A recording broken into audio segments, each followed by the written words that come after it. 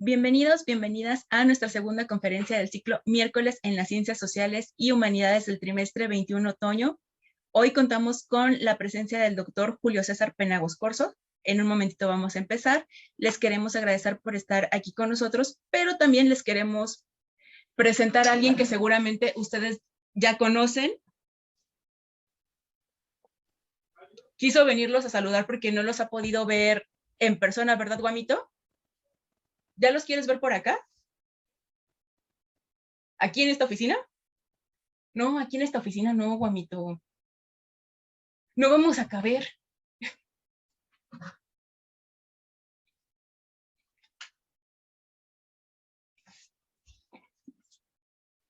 Saludos a Guamito.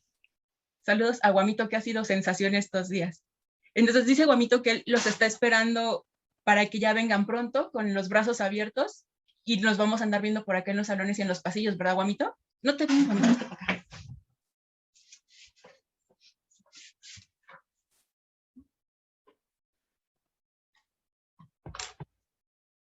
Muy bien, un gusto en conocerte, Guamito. Seguramente ya te integrarás a la comunidad en breve.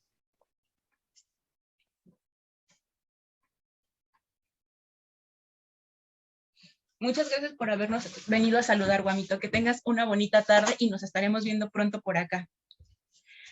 Pues ahora sí, después de que Guamito los quería venir a saludar, volvamos a la parte de nuestra conferencia. Como les decía, hoy tenemos nuestra segunda conferencia del ciclo.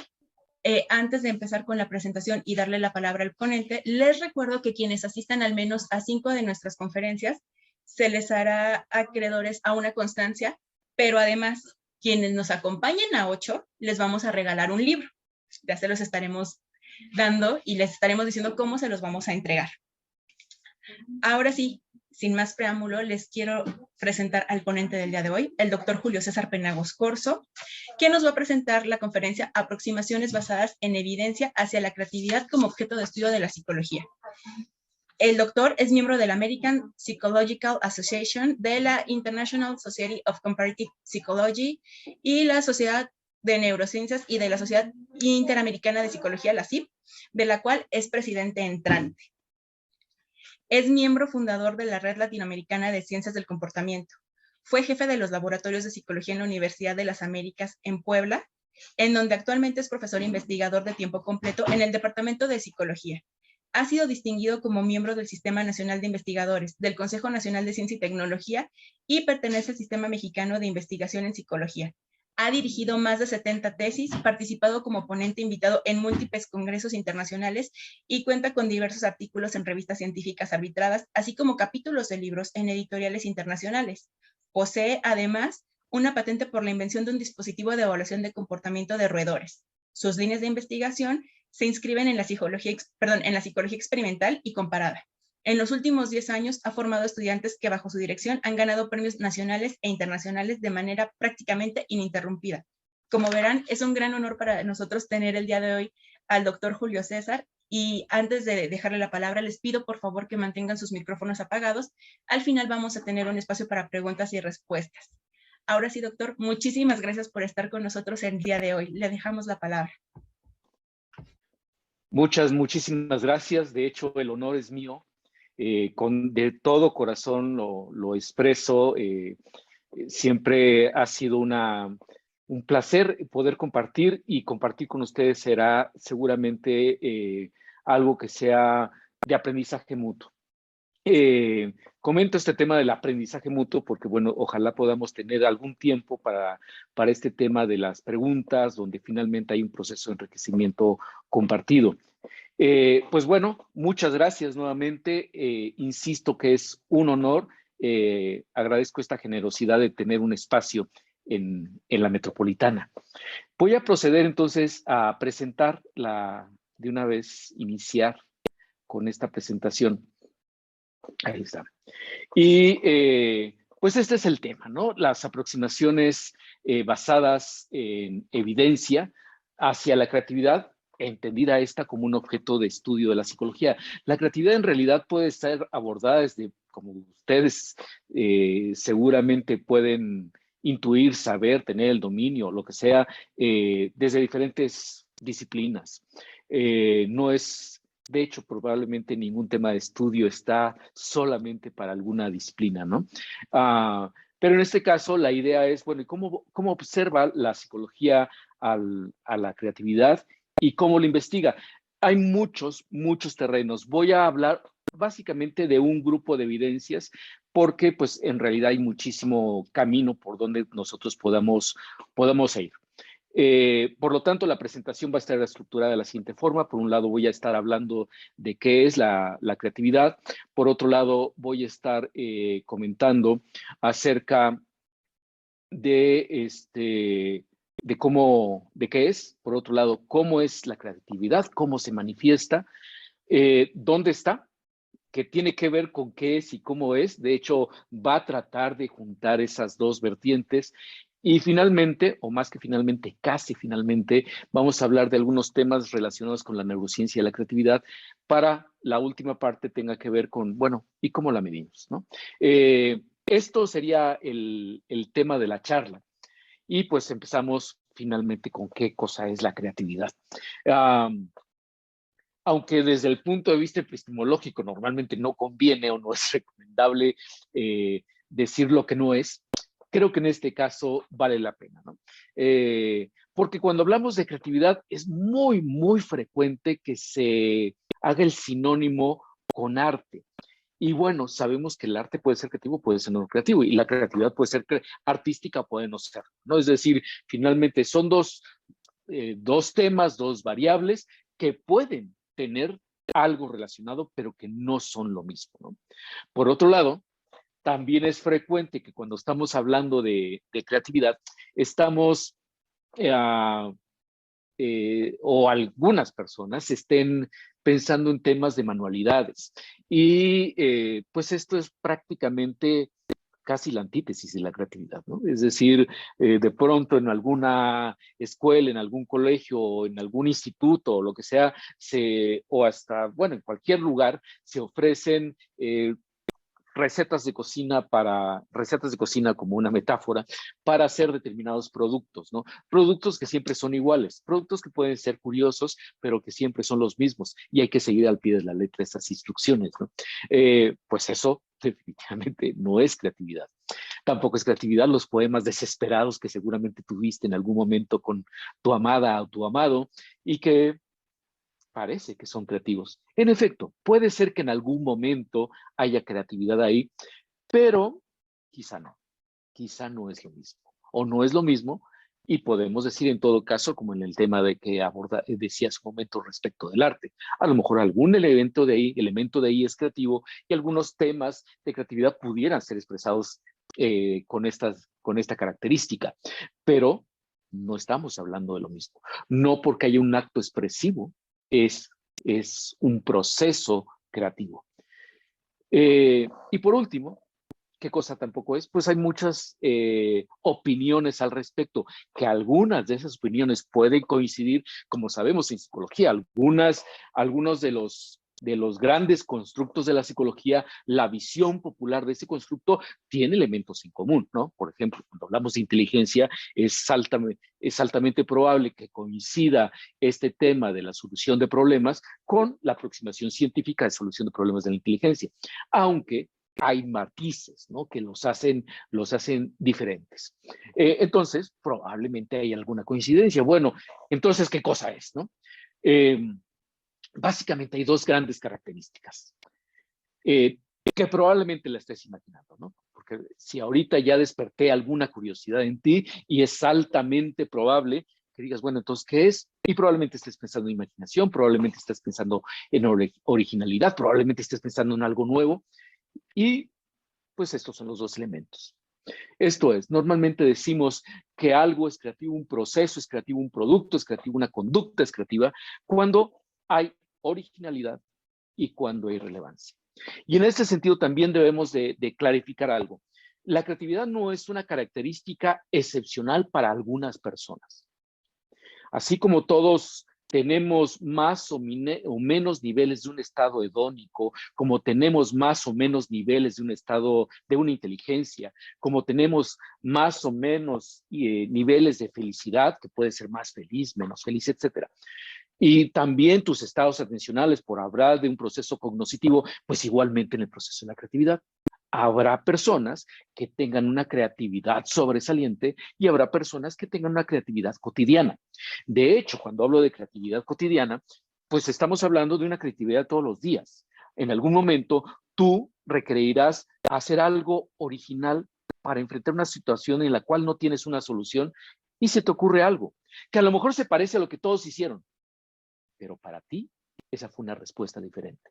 Y además, si terminó resolviendo un problema, terminó teniendo alguna utilidad, pues finalmente le vamos a decir que hay creatividad. Entonces, cuando nosotros tenemos esa respuesta que es original, que es relevante, decimos que es o ese producto o ese proceso, decimos que eso es creativo, ¿no? Y prácticamente todos los autores, con alguna diferencia, terminan teniendo estos dos sentidos como definitorios del proceso creativo. Ok, ¿y cuándo empieza a ser este proceso creativo, este producto creativo o la creatividad?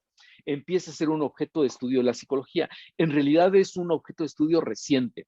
Si bien ya se había abordado en algún momento como pensamiento productivo, por ejemplo, con todos los teóricos de la Gestalt, y de manera muy implícita, incluso con aproximaciones diversas de la psicología.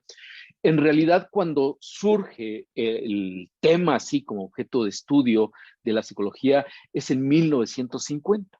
¿Y por qué tenemos una fecha tan exacta? Porque es cuando Guilford hace un discurso, es el discurso de la APA, de la conferencia de la APA, y este discurso se toma como el punto de partida de una aproximación ya contemporánea, ya dirigida hacia la creatividad como este objeto de estudio, porque ahí en este discurso pues la caracteriza y muchas aproximaciones posteriores usan los elementos de este discurso que finalmente está publicado en un artículo para tratar de aproximarnos a la creatividad.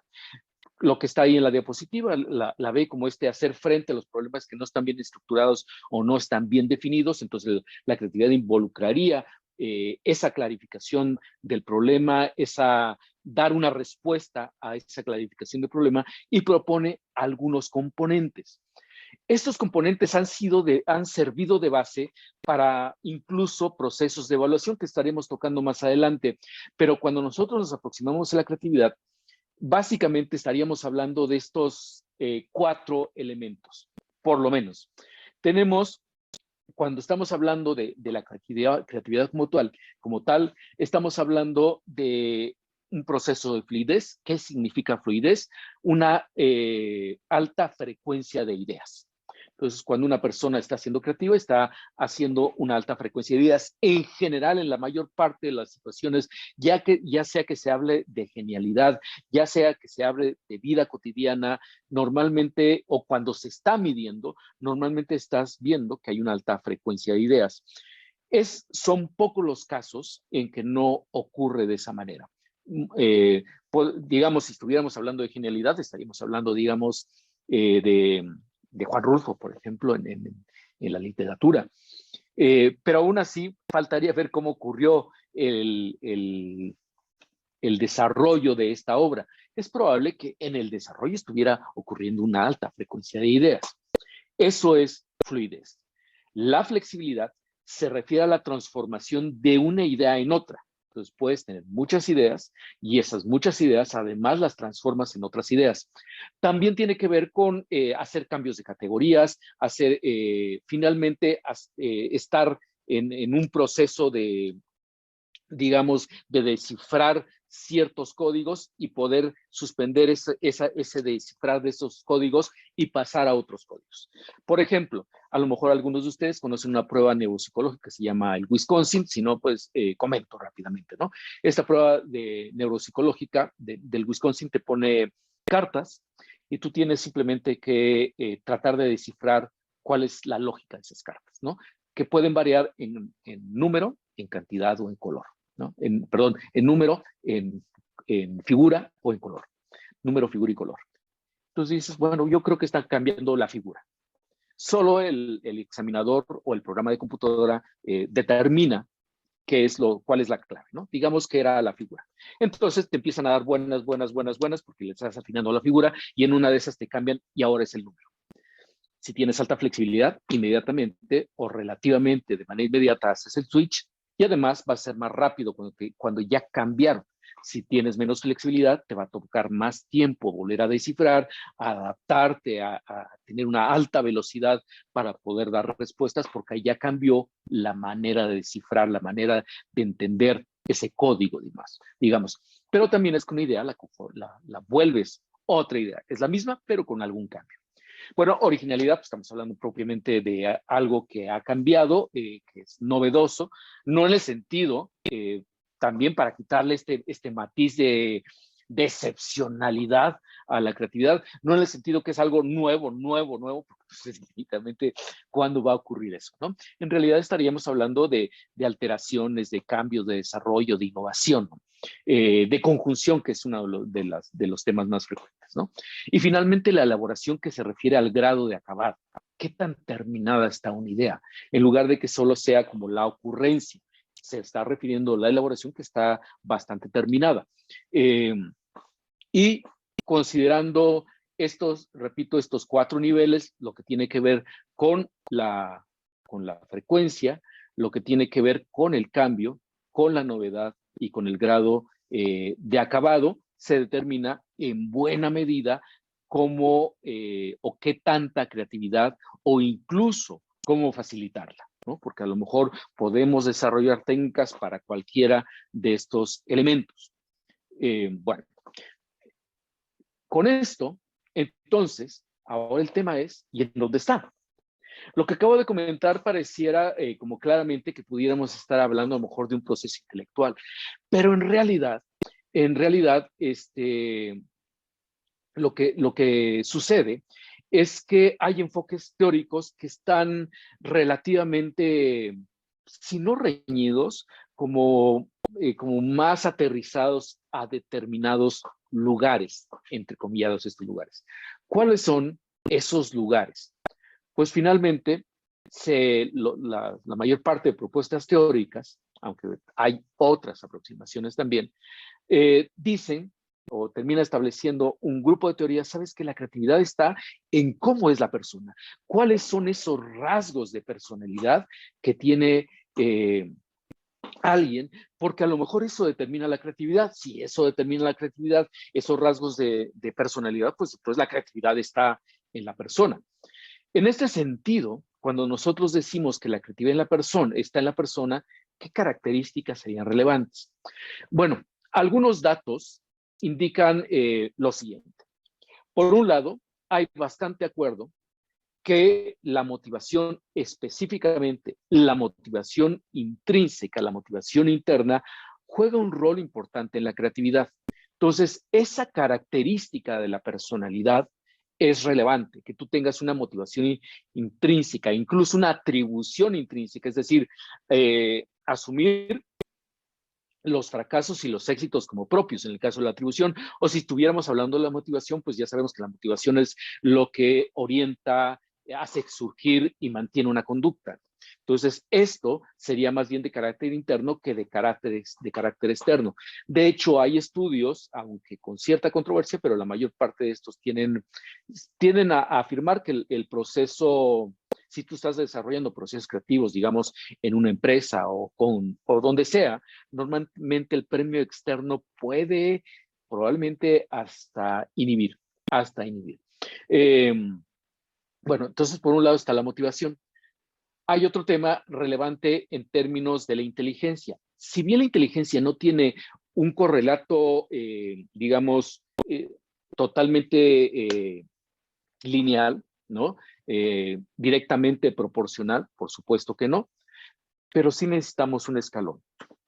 ¿Cómo puede ser creativa o creativo, digamos, en matemáticas, en lenguaje, en lingüística, en danza, en artes, en mecánica, si no tienes esas habilidades intelectuales, ¿no? Si yo no tengo una habilidad intelectual que me permita a mí pensar matemáticamente, pues no puedo ser creativo en matemáticas. Si no tengo una habilidad que me permita tener una destreza lingüística, una destreza musical, cualquier proceso, necesito una habilidad intelectual que me permita esa base. Ya después puedo ser creativo o no serlo. No, por eso decía que no es directamente proporcional, pero sí está relacionado de base. Lo que necesitas es el escalón y de ese escalón te va a dar el proceso o no te lo va a facilitar, pero finalmente el escalón es necesario para que el proceso tenga un sustento, ¿no? Para que tú puedas hacer la actividad creativa. Ok, y la última variable que tengo que comentar o que quiero comentar respecto de la persona es en términos de la apertura de la experiencia. Es un rasgo de personalidad muy, muy frecuentemente estudiado. Probablemente de todos los que he comentado, es el que tiene más relación, si no lineal, está como más relacionado, ¿no? En esos términos. Hay una mayor relación en la apertura de la experiencia, ¿no? La mayor parte de pruebas, o por ejemplo, el Big Five que mide la apertura de la experiencia, a lo mejor una pregunta es o uno de los ítems puede ser, disfruto comer alimentos de otras culturas, aprendo otros idiomas, exploro en un lugar. Es decir, estás abierta a estas situaciones que son diferentes, que no son tu día a día. ¿De acuerdo? Bien, esos son los elementos. Sin embargo, por lo menos respecto de motivación e inteligencia, podemos decir, bueno, en el mejor de los casos es condición necesaria, pero no suficiente. Y además, pues incluso teniéndola, puede no suceder. A lo mejor se requiere como condición, pero no se da, ¿no? Si no por automático lo vas a tener, salvo apertura de la experiencia, que ahí hay como un poco de más relación. Ok, eso sería respecto de persona. Hay otro montón de variables que se han vinculado más desde el punto de vista de la especulación, no tanto desde el punto de vista de la investigación empírica. Otro grupo de enfoque tiene que ver con el proceso. Esto es, desde esta aproximación, no importa, digamos, qué características tengas de personalidad, sino en realidad cómo tú te enfrentas al proceso creativo o a la solución de un problema o a la identificación de un problema. Porque por un lado tú puedes estar resolviendo un problema, que puedes hacer creatividad porque no tienes la respuesta, pero por otro lado también puedes estar identificando un problema. Identificación de un problema también es un proceso creativo. Y normalmente lo que se hace en términos del proceso son 4 grandes fases que en realidad estas fases se le adjudican a Wallace, pero son más bien de Poincaré, viene más bien estas aproximaciones que también son especulativas un poco, que se habla, bueno, una persona cuando está investigando, quiere resolver un problema, está tratando de identificarlo, está tratando de clarificar, normalmente, ¿qué está haciendo? Pues en primera instancia, está haciendo una copia de información. Se llama preparación. Entonces, la preparación es el acopio de información. Después viene lo que le llamamos incubación, una especie de descanso, de stand-by, digamos, preparación, descanso. Después vendría otro proceso que es la iluminación y después la verificación. Esto es frecuente cuando alguien está tratando de descifrar algo, de encontrar una respuesta o de formular un problema, de pronto la ocurrencia venga después de un descanso, que es normal. ¿Por qué? Porque cuando tú estás haciendo acopio de información, pues son muchas variables. Sabemos que nuestra memoria de trabajo es limitada. No podemos estar haciendo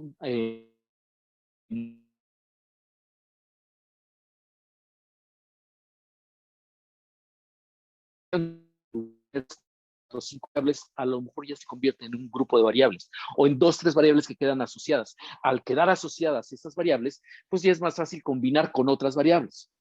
Y al tener más recursos intelectuales cognitivos disponibles, hace más probable la eliminación. Después vendrá esta parte de verificación que dice, esta idea es pertinente o no es pertinente. Y a lo mejor esa evaluación que tú estás haciendo se convierte nuevamente en un acopio de información, como una especie de espiral. Ok.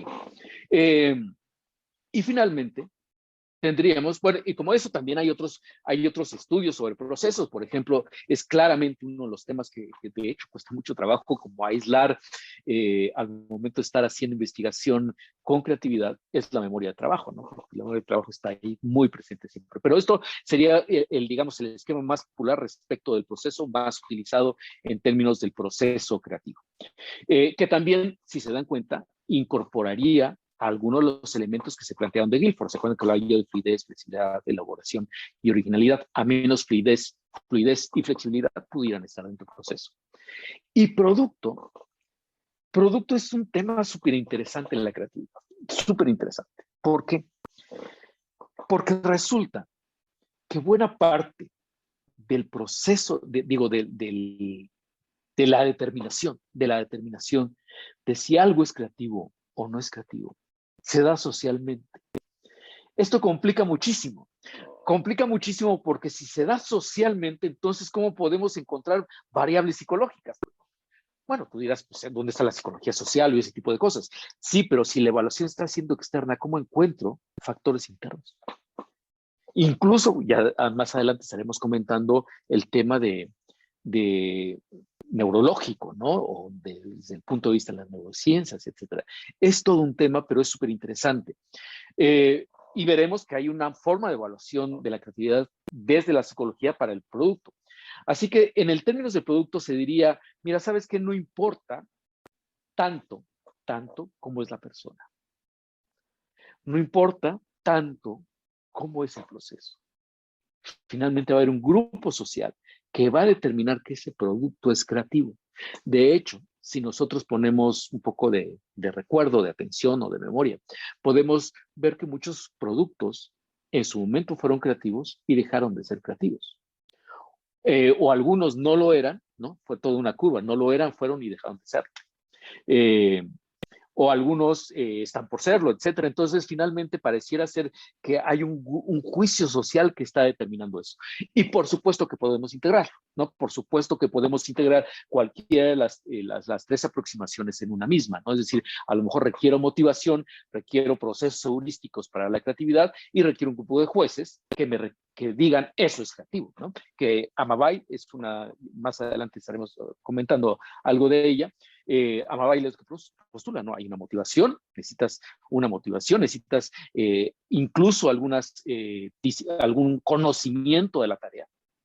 Además, necesitas capacidades o procesos cognitivos creativos que permitan que tu dominio de la tarea se convierta en creatividad porque estás además motivado o motivado. Y además necesitaríamos un grupo de jueces que dijeran, oye, eso está padre, ¿no? Ok, esto es uno de los enfoques y justamente Amabay lo que dice, mira, en realidad no tiene caso agrupar todos, en realidad hay aproximaciones que van como más de láser, digamos, ¿no? Más hacia el centro. Habrá quienes lo estudien desde el punto de vista neurológico, habrá quienes lo estudien desde el punto de vista cognitivo, es decir, esto, imagina el neurológico como estuviera en la parte central, cognición es la siguiente esfera personalidad, la siguiente grupos, así sucesivamente. Esto finalmente le da como mucha amplitud para los diferentes énfasis y para la no apropiación o de alguna disciplina. No, es que la creatividad solo ocurre de esta manera. Pues en realidad ocurre de tantas maneras que pues las aproximaciones pueden ir desde, como digo, y no es ni bueno ni malo, puede ser desde estudiar el puntito del centro a estudiar todo el sistema, ¿no? Bien. Teniendo esto, como pues puede estar, ¿no? En la neurona, si la aproximación de los científicos es esa, de las y los científicos, puede estar en características del grupo social si las aproximaciones de las y los científicos fueran esas, ¿no? Ok, pero vayamos ahora a algunas evidencias.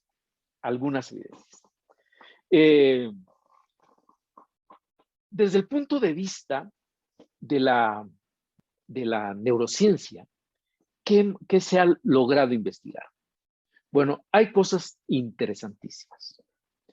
Por ejemplo, se ha visto que la dopamina está involucrada. No es nada extraño pensándolo con detenimiento. ¿Por qué?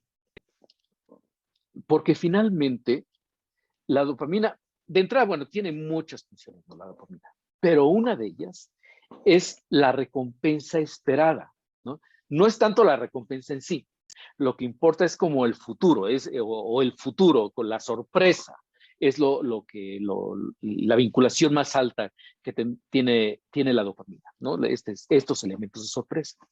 Cuando una persona está motivada, está buscando elementos desde la creatividad, pues está buscando esos eventos que la sorprenda, que no es la cotidianidad en sí, por un lado. Por otro lado, sabemos que la dopamina está muy presente en el caso de la esquizofrenia, por ejemplo. Y una característica interesante de la esquizofrenia es justamente esta capacidad asociativa. Claro que ahí falta el término de utilidad, ¿no? ¿Se acuerdan que comentábamos que en creatividad hay dos elementos? Por un lado está el elemento de originalidad, pero por otro lado está el elemento de relevancia, el elemento de utilidad. Pero eso resulta bastante interesante. Bueno, eso es, digamos, bueno, ok, tiene como cierta lógica.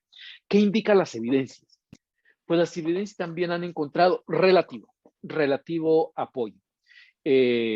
Resulta que hay, por ejemplo, una de ellas. Hay un marcador de dopamina muy fácil de investigar. Un marcador, es muy sencillito y hay bastante evidencia que apoya que el marcador sí es fiable. El marcador es el índice de parpadeo ocular. Entonces, ese índice de parpadeo se correlaciona con medidas de creatividad y resulta que hay relación en algunas medidas, no en todas. Eso también es importante asentar, no en todas las medidas. Por ejemplo, no tiene una medida clara con originalidad, que es la medida más importante, pero sí tiene medidas con fluidez, tiene medidas con flexibilidad, que pueden ser ideas indicadoras de potencial creativo. Bueno, por un lado. Y por otro lado, también hay ciertos estudios a nivel genético de genes que están involucrados con la dopamina. Neuregulin, por ejemplo, tiene relación y se ha visto que está sobreexpresado en personas muy creativas a la vez que en personas con esquizofrenia, curiosamente, ¿no? Bueno, entonces, por ahí hay unos, digamos, ligeros avances. En términos, digamos, moleculares. En términos de neuroimagen, hay muchísima investigación al respecto. Y lo que se está tratando de ver, por ejemplo, con resonancia magnética funcional, lo que se ha tratado de ver con resonancia magnética funcional, es cuáles son las estructuras o las regiones cerebrales asociadas con procesos creativos. Sirve aquí, de una vez, aclarar el mito número 1 de la neurociencia, bueno, la de neurociencia, de personas que de pronto, por las situaciones que sean, afirman que la creatividad es un mito, y lo digo mucho para que quede, no vaya a haber alguna confusión. Es un mito que la creatividad está en un hemisferio. Nada más falso que eso. La creatividad no ocurre en un hemisferio. Lo que se ha visto es que en realidad hay un montón de áreas involucradas en el proceso creativo y en general tiene que ver justamente con la tarea que se esté solicitando, ¿no? Por ejemplo, si tuviéramos que, la primera que dice NRT, que es una tarea de reducción de números. Tratar de encontrar dígitos en una serie, ¿no? Ahí se observa, por ejemplo, que los ganglios basales están involucrados en función del desempeño, ¿no? En adivinanzas está la corteza prefrontal ventrolateral, ¿no? Y así sucesivamente, ¿no? Cada una de las iniciales, para no detenerme tanto ahí, cada una de las iniciales estarían expresando un área que está, una región que está involucrada con la tarea creativa. En general, eso sí es bastante claro, no va a aparecer la corteza prefrontal. Es lo que más va a aparecer. No va a iluminarse, no va a ser todo el hemisferio derecho, como de pronto incluso si ustedes ponen Brain and Creativity o algo por el estilo en Google, te va a poner ahí como un hemisferio con florecitas y con pinturas y un montón de cosas, y del otro lado te lo va a poner como un tema muy mecánico, como, casi como cuadrado, con rondanas o cosas por el estilo, pero nada más lejano de la verdad. Entonces, en todo caso, es corteza prefrontal. Actualmente, por ejemplo, se está investigando muchísimo con la red default, con la red por default, red neuronal por default o por defecto. Y también, nuevamente, aparece corteza prefrontal, aparece que también está ahí el cingulado anterior, así que más bien es por acá, ¿no? Que no, insisto, no es extraño. Al ser un razonamiento de alto orden, pues es obvio que estaría hacia el frente. Y con espectro, con luz de infrarrojo cercana al espectro, también hay permitido identificar algunas regiones. Nuevamente aparece corteza prefrontal. DTT significa pensamiento de tareas divergentes y convergentes, ¿no? Esto es, aunque lo comentaré más adelante, bueno, de una vez adelanto, cuando estamos pensando en tareas divergentes es, por ejemplo, que yo te dijera, dime todos los usos posibles que puedas dar a este vaso, los que sean usos inusuales al vaso. Y tareas convergentes, pues es que me digas que pues, es para ponerle café, como un recipiente para agua, como un recipiente para líquidos, pues todas esas son finalmente las mismas versiones de para qué está diseñado el vaso. Mientras que divergente, pues son todas las alternas que se te ocurren. Y se encontró justamente en corteza prefrontal derecha, pero también se encuentra de manera bilateral, ¿no? Y además, la parte interesante de esto es que nos permite ver el grosor en resonancia magnética de zonas implicadas. Aquí es el grosor.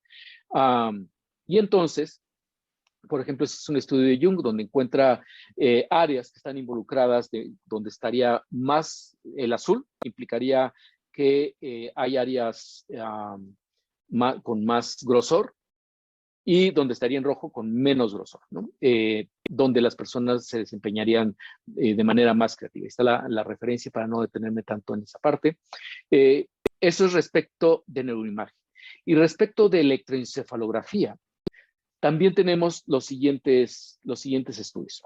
Esto es un trabajo que hemos estado realizando en nuestros laboratorios con los estudiantes que aparecen ahí, con Fernanda, Fernando, Francisco, Ana Leticia y Blanca.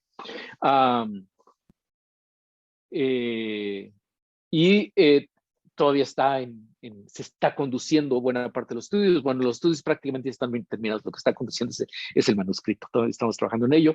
¿Qué hemos podido encontrar con actividad eléctrica cerebral? Nuevamente, lo mismo que reforzaría lo que acabo de señalar. Si ustedes notan en el cerebro, en los dos cerebros que están en el lado izquierdo, notarán que hay uno de los cerebros que está más rojo en la parte frontal. Lo que encontramos es que en procesos creativos hay mayor actividad delta en la parte frontal. Sabemos que la actividad delta no es normal, no es una actividad predominante en adultos. De hecho, si fuera predominante, sería un indicador de daño cerebral, de daño orgánico. Sin embargo, digamos, quitando todas las otras bandas, alfa, beta, teta, en delta pudimos ver que es donde hay relativamente, sería la palabra, relativamente más creatividad en el momento, más actividad en el momento creativo. Aquí lo que hicimos en este experimento fue poner a músicos, que es un trabajo de Blanca Jiménez. Lo que hicimos fue poner a músicos a que calificaran sus obras musicales, hacían una improvisación, un montón de momentos, digamos, improvisa, repite, sucesivamente, y lo que se observa es que los datos de electroencefalografía relacionados con las mejores calificaciones del momento creativo se relacionan con actividad delta en esta área. Y por otro lado, otra serie de estudios que están relacionados con potenciales relacionados al evento que sería esto, lo que se estaba viendo, ahí hay diversos estudios. Nada más comento uno muy de paso, que en este caso está más involucrada Fernanda Nich y Ana Leticia Martínez. Lo que se estaba tratando de ver en este caso es si cuando una persona escucha una palabra incongruente, tiene mayor deflexión, tiene mayor negatividad en una onda que parece a los 400 milisegundos cuando tú escuchas una palabra, ¿no? Incongruente dentro de una oración. Si yo te digo, por ejemplo, mira, lo que estoy explicando es zapato, a la hora que escuchas zapato, pues ¿y eso qué pasó? Bueno, es muy probable que cuando yo dije la frase, tú hayas tenido un potencial en el 400, que sucede por este proceso inhibitorio a los 400 milisegundos, y lo que vimos es que en personas creativas versus no creativas, el potencial es más fuerte. Ok. Entonces, lo que tenemos acá sería lo siguiente. Por un lado, sí hay ciertos correlatos neurobiológicos, pero existe un problema con las medidas. ¿Cómo que existe un problema con las medidas? Y no solamente de lo que estaba comentando, de lo que ya hemos hecho, sino la mayor parte de los estudios. Esto es, vamos a pensar que encontramos que hay mayor actividad X cuando la persona tuvo el momento creativo. Ok, ¿esa actividad X es producto de la creatividad o es producto de que se sintió bien? Y entonces estamos relacionando sentirse bien con eso. Bueno, a lo mejor podemos poner un grupo control que tenga ese momento de sentirse bien. Ok, el tema es, ¿y ese producto ya sabemos que es creativo o no es creativo? Es decir, ¿estamos realmente midiendo la creatividad? Porque normalmente lo que se hace son pruebas de pensamiento divergente. En la mayor parte de pruebas de neurociencias, por ejemplo. Esto es, se te pone tareas como las que acabo de comentar. Dime 30 usos del vaso que tengo aquí, pero ¿hasta qué punto eso es creativo? ¿Hasta qué punto estamos viendo creatividad? O podemos aplicar una de las pruebas que estaremos viendo más adelante, ya para un momentito, para poder concluir. Estaremos aplicando esas pruebas y comparamos creativos contra no creativos, pero el tema también es el mismo. El tema sigue siendo si eso es suficientemente creativo o no es creativo, y además si no hay variables que estén como a la par. Esa persona es creativa, pero ¿y si hay otra variable que esté involucrada? Claro, podemos empezar a mezclar y podemos empezar a controlar. El tema es que la mayor parte de los estudios no tienen ese tipo de controles. Ok, y finalmente debe quedar muy claro que aquí la cuestión es cómo medir realmente en comportamiento, la creatividad, ¿no? Porque finalmente la neurociencia solo va a tener sentido a la luz de la conducta. O sea, por sí misma, pues puedo ver mucha actividad acá, lo que tú quieras, pero el tema es, a ver, realmente hay un proceso creativo ahí. Y estamos, por lo tanto, con el tema de, pues, entonces, ¿cómo se mide? Ok. Empiezo por lo que yo creo que es el gold estándar, ¿no? Esto es, quizá la mejor aproximación a la medición de la creatividad, también pues la más complicada, no de ejecutar, sino realmente de tener personas, de implementarla, es a través de jueces. Uno de los métodos a través de jueces está planteado también por Hennessy Amabay, que es la CAT, ¿no? Que básicamente, y es muy sencillo en el fondo, porque fundamentalmente se trata de tener un producto, digamos, queremos evaluar un experimento psicológico si es creativo, el diseño de ese experimento psicológico si es creativo, o queremos evaluar una coreografía, o queremos evaluar un plano arquitectónico, ¿ok? Pongamos 6 jueces, alrededor de 6 jueces, que sean familiares, eso es lo que diría que son expertos, que estén familiarizados con el tema, ¿no? Fundamentalmente, que conozcan acerca del tema, que conozcan acerca de arquitectura, que conozcan acerca de danza, que conozcan acerca de psicología, de lo que estén evaluando. No que sean psicólogos, no que sean gente experta en creatividad. De hecho, se sugiere que sean que esos juicios sean tan independientes que no estén con con un parámetro donde se conozcan los jueces, etcétera, sino cada quien por su lado. Además, esa evaluación no es respecto de un estándar, es respecto de los demás. Esto es, estás evaluando un plano respecto de los otros planos, de los demás planos, de respecto de otras personas. Eso es más o menos creativo. Así de sencillo. Una escala del 1 al 10, del 1 al 6, donde el juez dice esto en esta escala va de tal a tal. No respecto de un estándar. Y finalmente, eso es lo que estén evaluando, como normalmente son productos, pues esos productos se presentan en orden aleatorio. Y si no hay, porque puede ser solo una pregunta. La pregunta puede ser simplemente qué creativo es del 1 al 10. Está sencillo, pero está parsimonioso. Está elemental, pero me parece parsimonioso. Y si en realidad no hay mediciones, si son primeras aproximaciones, entonces se puede agregar algunos temas de carácter técnico y se aplica de carácter estético. Ok, es uno de los procedimientos. Pueden haber más. Pensamiento divergente, que ya lo comentaba. Por ejemplo, presenta una parte por temas de derechos de autor del test de Guilford, de usos alternos, ¿no? Básicamente te presenta ahí una palabra, como aparece ahí, digamos un periódico, y tú tienes que nombrar 6 usos inusuales. Eso es el test fundamentalmente. Pero como ese pueden ser otros. En la medida que tú hagas más de estos, pues finalmente estás teniendo mayor pensamiento divergente, que para el caso es una medida de potencial creativo. Normalmente ahora se entiende así, esto es una medida de potencial. No estamos midiendo la creatividad en sí. En jueces sí estaríamos midiendo la creatividad en sí. Por otro lado, tendríamos los mismos indicadores de Guilford aplicados a los mismos tests. Tomo por ejemplo. Este es el test de Torrance. La referencia no es del test de Torrance, es de donde saqué la imagen para darle referencia a la fuente donde tomé la imagen. Pero en esa imagen está el test de Torrance, que es el TT-CT. Ese test, digamos, te presenta la figura. Por ejemplo, lo que está arriba, digamos las 2 rayitas. Si tú tienes que completarlas, ¿no? Tú haces las figuras como creas que puedan ser posibles y se está evaluando fluidez, flexibilidad, elaboración y originalidad. A nivel, digamos, que yo como evaluador determino, oye, si es original, en realidad no es tan así. En realidad, ¿cómo determino fluidez? Recuerden que fluidez era el cambio de una idea en otra. Bueno, si tú dibujaste un pino y después dibujaste un árbol, pues ya no te toca fluidez. ¿Por qué? Porque es la misma idea. Pero sí te tocaría flexibilidad. ¿Por qué? Porque una idea la transformaste en otra, ¿no?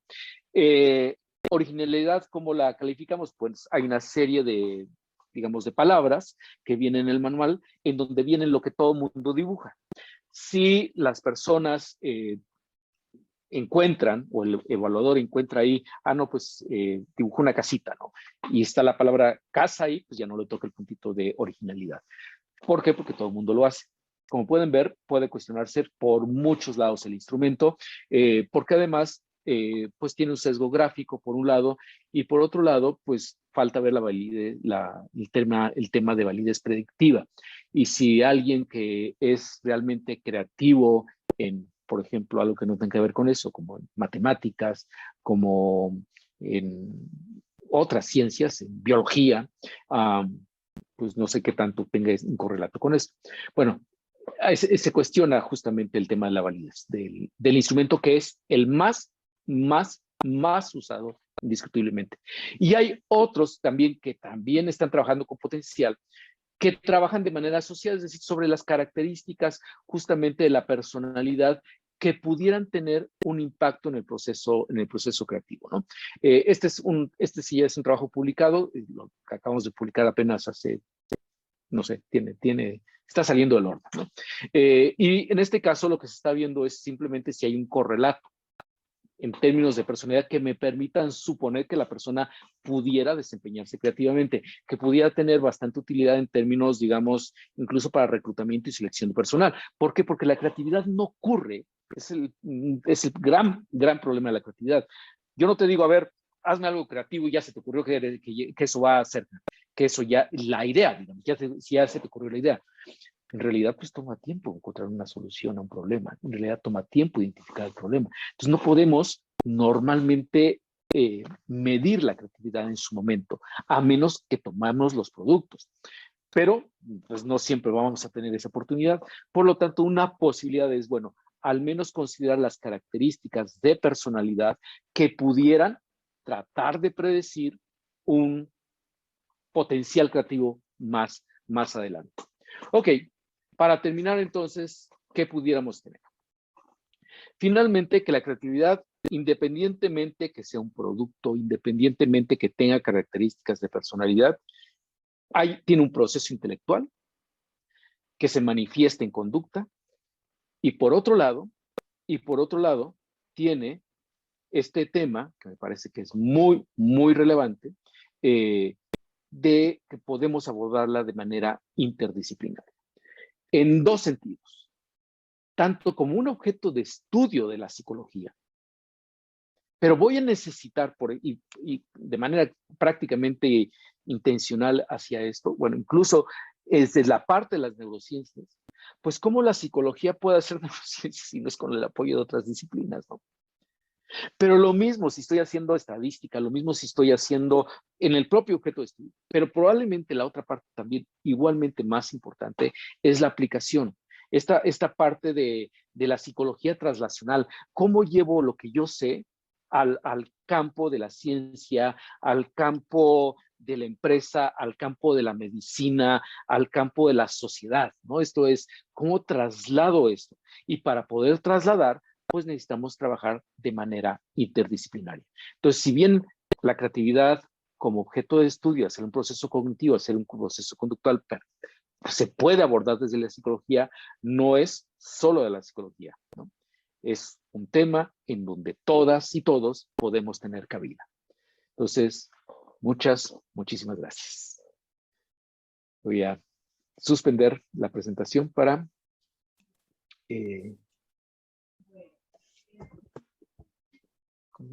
Muchas gracias, doctor. Les recuerdo a quienes no han pasado lista que por favor pongan su nombre en el chat. Esa es la manera que nosotros tenemos de pasar lista. Y les recuerdo que con 5 asistencias les damos una constancia por su asistencia, pero con 8 les damos la constancia y un libro. Ahora sí, si alguien tuviera alguna pregunta o algún comentario, también quienes están en Facebook nos las pueden escribir y las traemos de este lado para que sean respondidas por el doctor Julio. Y para quienes estén aquí, pues tienen la opción de escribir la pregunta en el chat o bien levantar su mano. En la parte de abajo ustedes tienen una opción que se llama reacciones y ahí pueden levantar la mano para que sepamos que ustedes quieren hablar.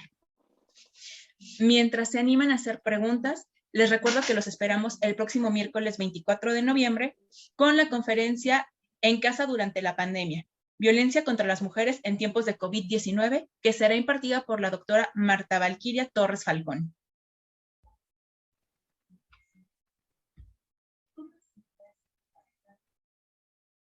Entonces, si alguien tiene alguna pregunta o algún comentario. Para quienes nos ven por Facebook, les comento que la asistencia se tomará en cuenta solo durante la transmisión en vivo. Posteriormente, ya no serán contadas. Entonces, preguntas, algún comentario. Aprovechen ahorita que tenemos con nosotros al doctor Julio.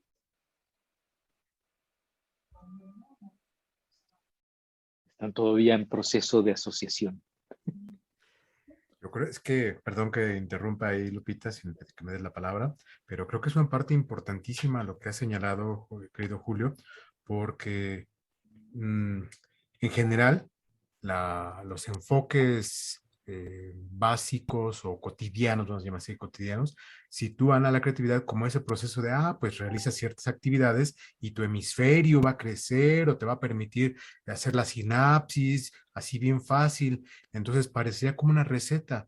Incluso en algunas disciplinas, no vamos a mencionar nombres, pero todos sabemos cuáles son, en las cuales para ellos la creatividad simplemente es un proceso aditivo.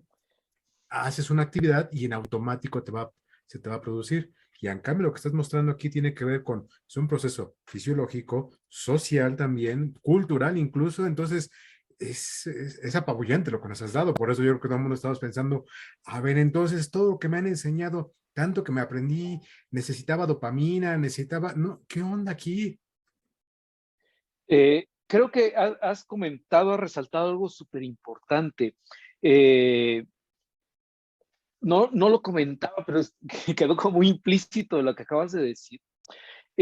Fíjate que ya en términos de las personas ahora sí, las de alto rendimiento creativo, una característica que tienen clara es, o más que clara ellos lo tengan, más bien que se ha visto en ellas, son las horas de trabajo a su disciplina.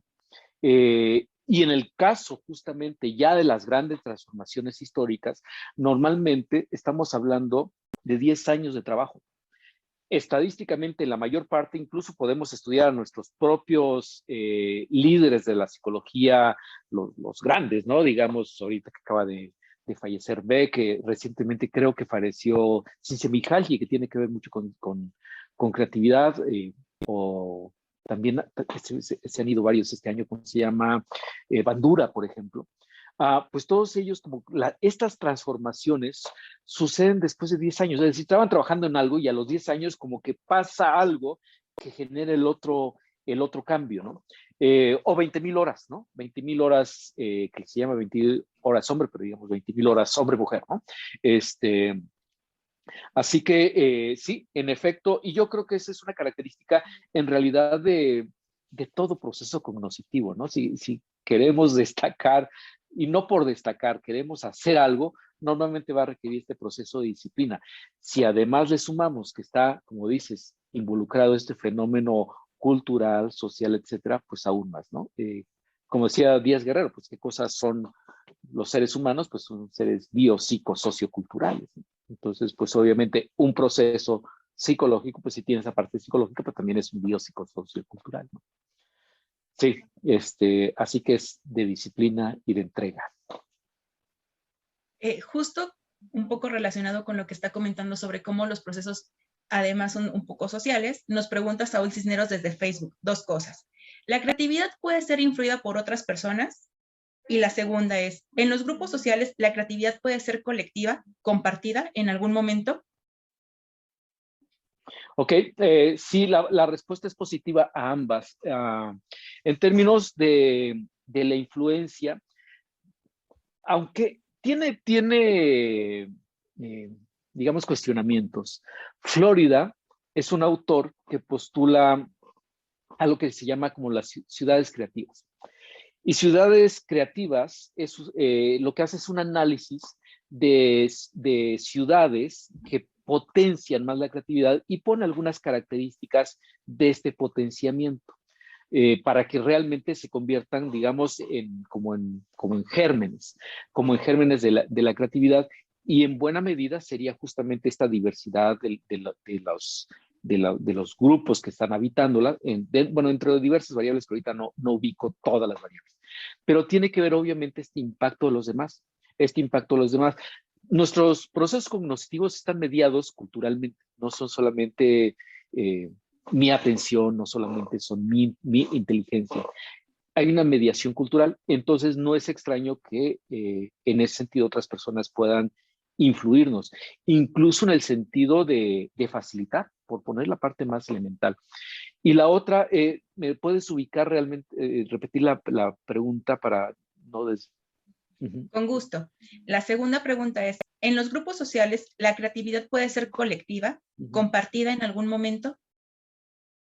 Sí, sí. De hecho, lo que se hace de pronto son estrategias de trabajo colectivos. Hay para favorecer, digamos, empresarialmente. Hay, por ejemplo, una técnica, bueno, la más popular y más mal usada, que tiene esas dos características, muy popular y muy mal usada, que es la lluvia de ideas.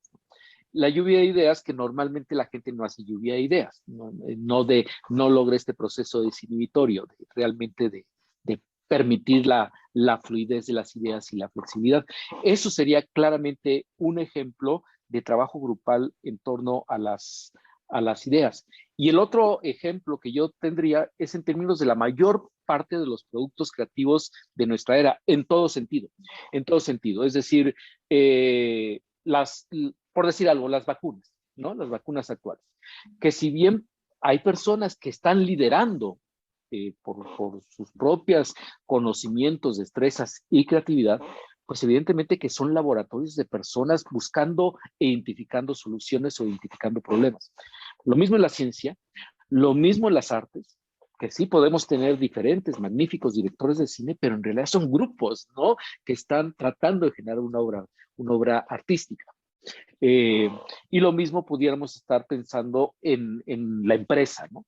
Puede haber un líder, pero en realidad es la compañía, la empresa la que entra en esta dinámica. Entonces, por eso comentaba que sí era positiva la respuesta a las dos situaciones, y me parece que también es sobre todo la segunda o las dos, también tiene un caso de alerta, ¿no? Porque así como dices, se puede potenciar, sí, pero si hay una influencia social, estamos de acuerdo que también puede haber una influencia negativa. Así que sí. Wendy López nos pregunta también desde Facebook, ¿puede existir alguna relación entre la creatividad y los sueños? Muy provocativa la pregunta. Y tiene muchas respuestas, así que voy a tratar de dar primero alguna como digamos, más en términos de la psicofisiología, y luego otras como un estímulo.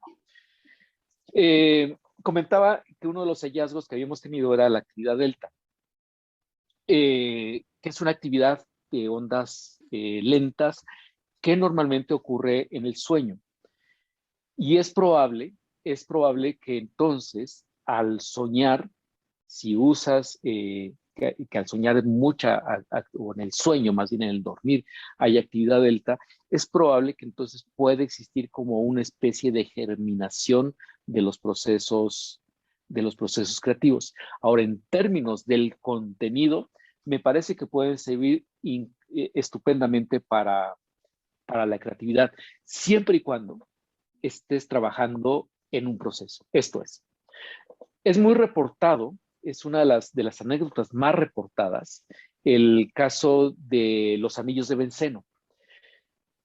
Cuando estaba trabajando este investigador en el descubridor de los anillos de benceno, no encontraba realmente la solución del modelo de los anillos de benceno, hasta que tiene un sueño en donde una víbora se está comiendo a sí misma. Y entonces dice, aquí tengo el modelo de los anillos de benceno. Y en efecto, eso le sirvió para plantearlo. Solo que el tema es estar alerta. Implica que tenías muy probablemente, o esta persona tenía muy probablemente mucha dedicación a esto, a estar trabajando en el problema, de tal manera que aparece de manera simbólica, de manera desconectada, de manera pues sí, más simbólica, vamos a decir, en el sueño, que le permite encontrar una solución. Yo creo que por ahí sí se pueden encontrar temas. Incluso es probable, y seguramente te ha pasado, que cuando estás dedicando mucho tiempo a algo, va a aparecer en tu soñar. El sueño tiene como función la consolidación de la memoria. Es fundamentalmente la función del sueño, ¿no? La consolidación de la memoria. Entonces, si tú estabas trabajando arduamente, no sé, en cómo mejorar tal producto o tal situación interpersonal, lo que fuera, es probable que en los sueños se manifieste esos elementos que estaban siendo parte de la preparación, se manifiesten pues de otras maneras y te sirva de símbolo, y por lo tanto lo puedas usar. Así que yo creo que eso sería un poco la respuesta. Por un lado, pues estás con más desinhibición. La desinhibición ayuda a una parte del proceso creativo.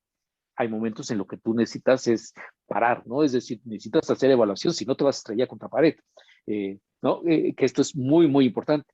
De pronto hay quienes te dicen, no, pues solo, como decía Josué hace un momento, no, pues hay que nada más pensar ideas y bla, bla, bla. Sí, pero pues eso también te puede, imagínate, llevar al precipicio si solamente se trata de generar ocurrencias. Cuando ya haces el proceso evaluativo, pues ya vas a mejorar tales ideas, ¿no? Entonces, lo comento porque cuando en el sueño, pues hay más desinhibición y probablemente haya mayor asociación que quizás sea necesaria para el proceso creativo. Sobre esto mismo que está comentando, nos pregunta Joel García. ¿El proceso creativo es solo durante la vigilia o también en el estado onírico? Bueno, creo que más o menos quedó respondido. Eh, En términos, yo creo que de la utilidad del uso es más bien en la vigilia, ¿no? Es decir, cuando ya realmente la aterrizas, le das causalidad, le das destino, lo vuelves relevante, la vuelves útil, la vuelves hasta correcta, digamos, ¿no? Por poner una palabra súper dura. Este, pero, pero el insumo estuvo probablemente incluso en la parte onírica, ¿no? Y hay quienes, aunque resulta con, bueno, no, iba a decir que era más claro en las artes, ¿no? Probablemente pensando en todos los pintores surrealistas, por ejemplo, pero acabo de poner un ejemplo como muy de la ciencia, como muy, de hecho de la química, ¿no? Así que como insumo yo creo que fácilmente puede darse en la parte onírica, pero en la parte, digamos, ya aterrizada, pues indiscutiblemente que vamos a necesitar, pues justamente todos nuestros procesos de lóbulos frontales para darle eh, esta elaboración que se necesita, este grado de acabado, este grado de detalle, incluso de anticipación y de ver como mucho más adelante, que también es otra característica del proceso creativo, ¿no? No te quedas en la inmediatez, eres capaz de imaginar con mucho más allá. Así que es una respuesta afirmativa con estas salvedades que he comentado. Arturo Pacheco pregunta, ¿cuáles mitos existen en torno a la creatividad? ¿Cómo pueden sortear estos mitos la psicología y la psicometría cuando representan un obstáculo para el estudio? Sí, buenísima esa pregunta. Bueno, uno de los mitos que comentaba es claramente este del hemisferio derecho, ¿no? Yo creo que es el principal mito. El otro mito es justamente esta idea de que la creatividad es básicamente pues como dejar fluir la desinhibición, que es muy frecuente de los cursos de desarrollo de la creatividad o los cursos de desarrollo humano o incluso hasta en cuestiones como de marketing, no formal, sino como de mito, justamente, es esta cuestión de que pues tú fantasea y genera ideas, cuando en realidad necesitamos estructurar el problema. Así que esos yo creo que serían los más importantes.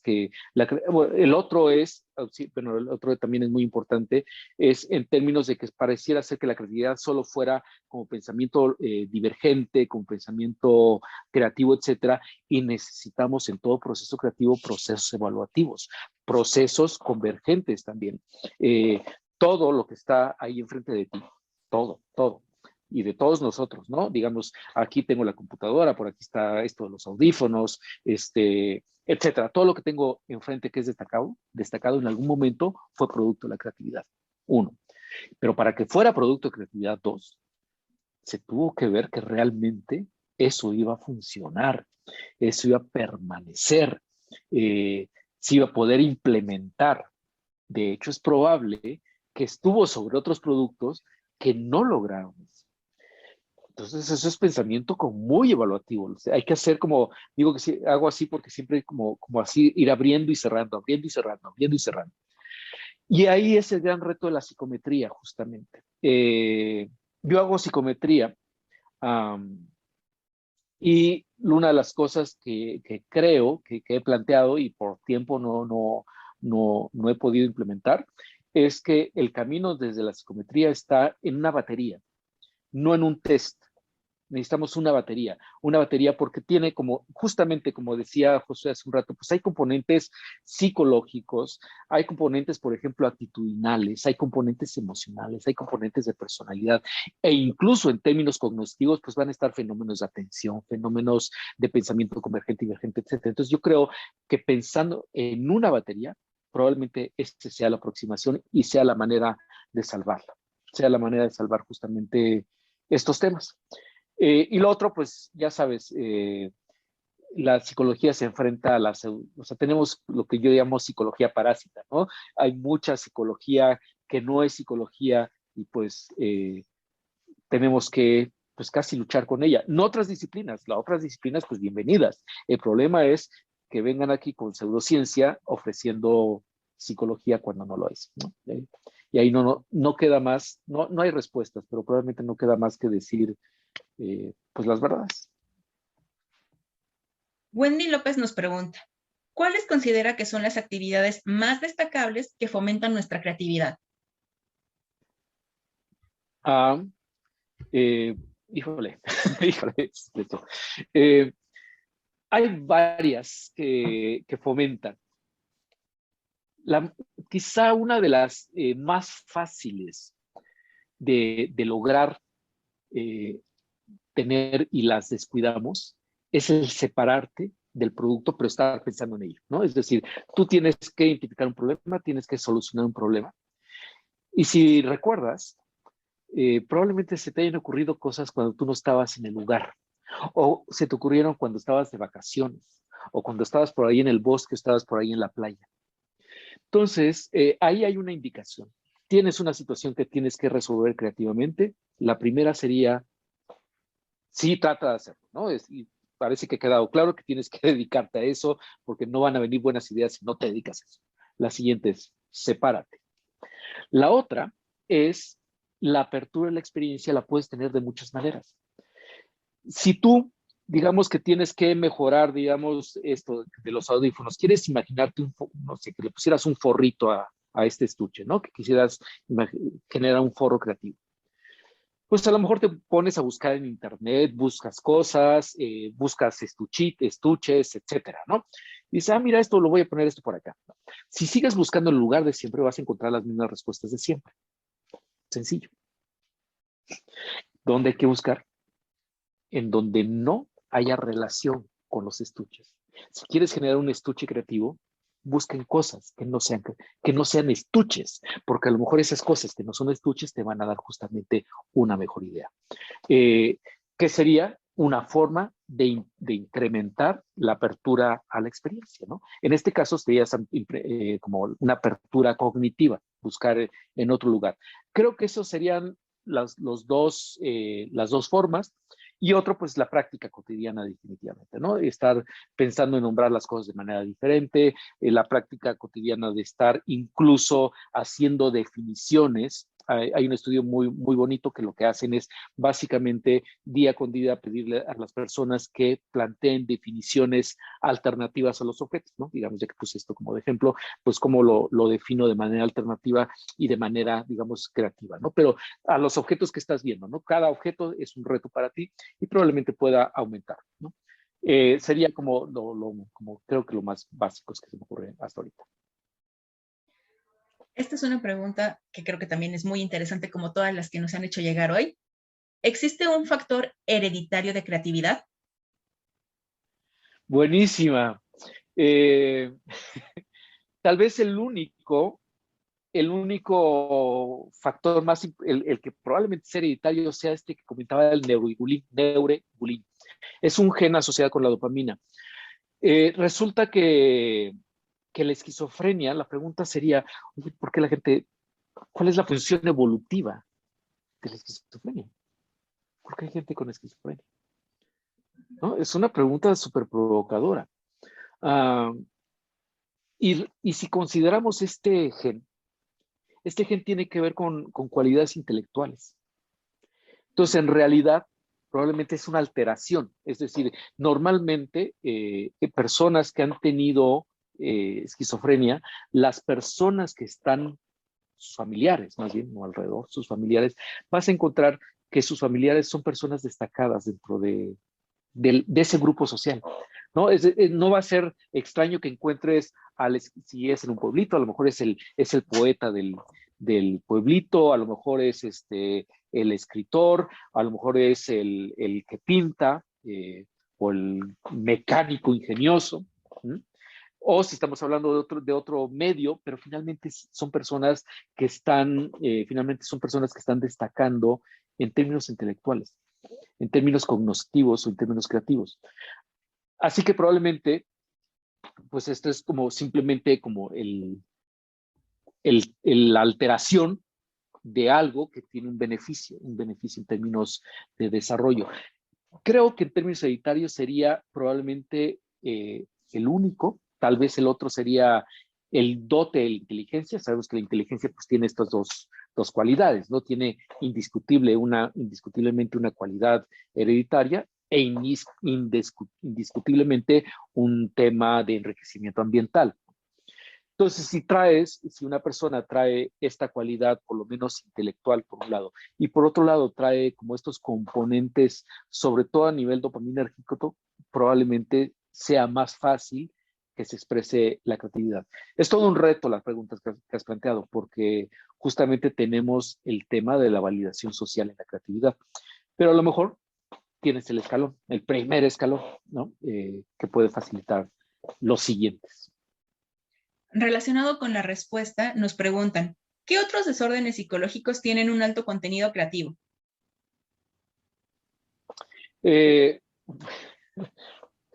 Tan excelentes los planteamientos que están haciendo, porque fíjate que durante mucho tiempo yo me negaba a aceptar que el trastorno, la alteración o el desorden psicológico pudiera tener un correlato con la creatividad. Yo decía, es que la gente es creativa, decía, que la gente es creativa a pesar de la enfermedad y no gracias a ella. Pero creo que no es tanto así. Creo como que algunas alteraciones sí pueden facilitarla, pero hay combinaciones. Por ejemplo, el otro que hay, que es el único el otro que conozco ahorita, es el trastorno bipolar y la depresión. Hay algunos correlatos con creatividad. Obviamente, necesitamos como otras variables, o no como, hay otras variables que tendrían que estar involucradas, porque si no, pues cualquier persona con depresión pues tendría creatividad, y no es el caso.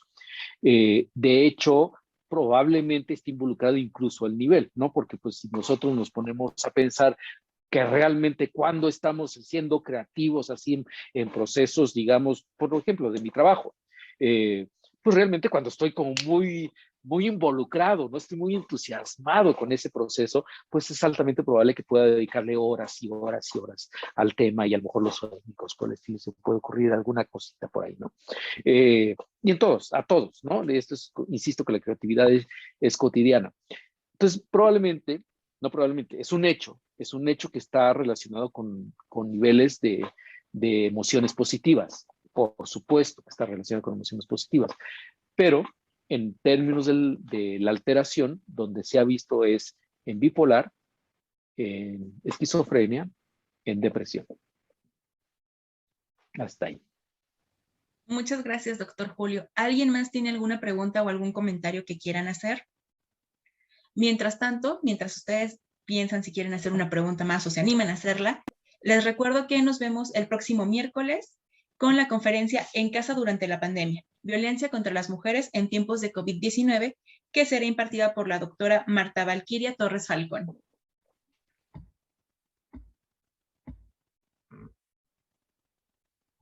Pues si ya no hubiera más preguntas o comentarios, les queremos pedir por favor a quienes nos están acompañando aquí en Zoom que prendan sus cámaras un momentito para poder tomar la foto del recuerdo.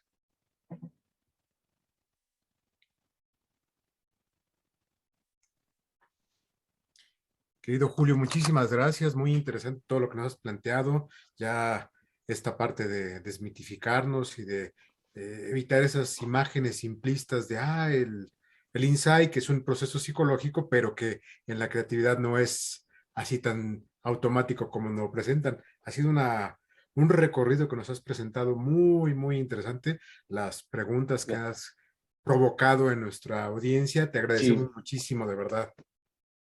No, pues gracias a ti, gracias a todos. Como dije, es realmente un honor y pues es una alegría. Es una alegría que disfruto mucho con ustedes. Gracias. Gracias. O que he disfrutado. Bueno, y que seguiremos disfrutando porque te esperaremos en otras ocasiones, por supuesto. Ok. Esperemos que las cosas ahí en la universidad también vayan para mejor. Ha estado complicado, lo sabemos. El abrazo solidario para todos ustedes. Gracias. Y bueno, va nuestra primera foto. A ver, chicos, sonreímos, por favor, veamos. Va una segunda, porque por ahí alguien cerró los ojos. Listo. Muchísimas gracias, Julio. Bueno, pues gracias.